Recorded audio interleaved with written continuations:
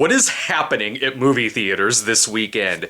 You have got to see both The King's Daughter and Redeeming Love if you cherish bad movies. Because this here movie is somehow like every type of movie I've featured on the Cinema Snob put into one film.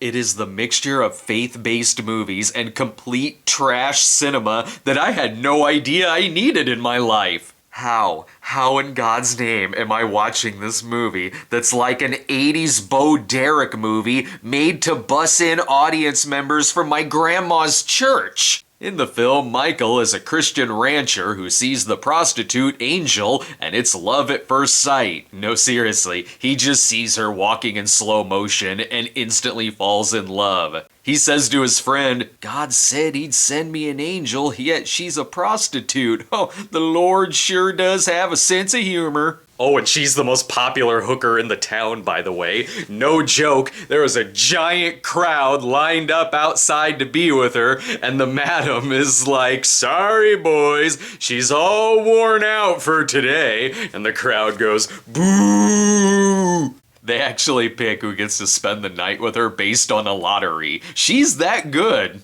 And yet Michael's scenes have him ranching with country music playing, like I'm watching Power of the Dog if it were produced by Roma Downey, which Roma Downey did produce this movie. The scenes with Michael and Angel are bizarre because he keeps buying time with her just so he can keep asking her to marry him. They hardly have any conversations beyond that. She tries to sleep with him, he doesn't want to, and keeps insisting that they get married. Then she does say yes when she's bruised up from getting the shit beaten out of her by the bouncer. So Michael hauls her back to the ranch by just putting her in the back of a wagon. This is like old-fashioned if it kept turning into Deadwood. Why? I would say that Michael is kind of creepy, but I mean, I guess he's the best one here. Everyone else in this movie is a rapist or a child molester. And you know that Angel is the good hooker because all the other girls drink brandy, while Angel drinks tall glasses of milk. The tone of this movie is all over the place, like Canon Films decided to make a religious movie. How am I watching a movie with several hooker beatings and the younger version of Angel is the kid from Tulsa? The movie gets so crazy that in the third act, I had forgotten about the part where she grows up and bangs her own dad without him knowing who she is, and then when he finds out, he blows his brains out. This is a movie where you have extended sequences of Michael talking to his Bible, waiting to get advice from Jesus, and then another scene has Angel vomiting from giving his brother-in-law a blowjob, played by Logan Marshall Green from Upgrade. This thing is sold like it's a Nicholas Sparks movie to woo in the audience for I Can Only Imagine, yet brace yourself for several scenes of rape, incest, and child molestation. And this is a PG-13. How is any of this material a PG-13?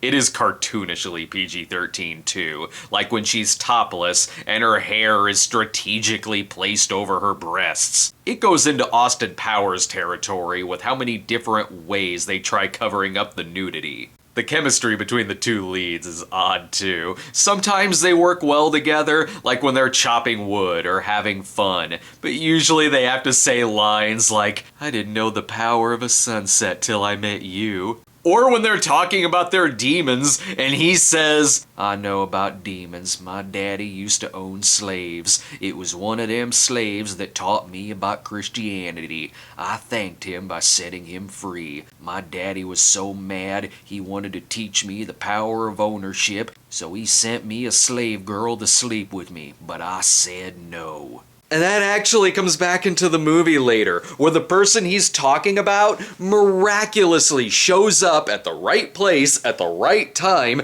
to help save kidnapped 8-year-olds from being abused by Eric Dane. Seriously, there is a part where the Duke, played by Eric Dane, is on stage, some kids escape and run out into the crowd, and a crowd member is like, "Oh my god, they're right, he does have 8-year-olds!" I have no idea how to grade this movie. Tonally, it's a mess. It's like I'm watching Heaven's Gate made for country music television. You have one part of the movie that's so faith-based that when our lead punches his brother-in-law in the face, he then consoles him and says, "You need to get back to church." And then later, someone will get pinned down by her pimp and forced to get an abortion. Like The King's Daughter, it's a D in a lot of ways, but a B+ for entertainment. We need more of these religious movies that fully embrace their inner exploitation movie cinema. My God, there's a lot of material in this movie. If you go see any of these movies this weekend, you'll have the time of your life. Well, those were fun to talk about. I'm sure next week will be more realistic. That's when I see the Roland Emmerich movie. Alright, subscribe to our channel today and follow us on Twitter at The Cinema Snob, and we'll see you next time.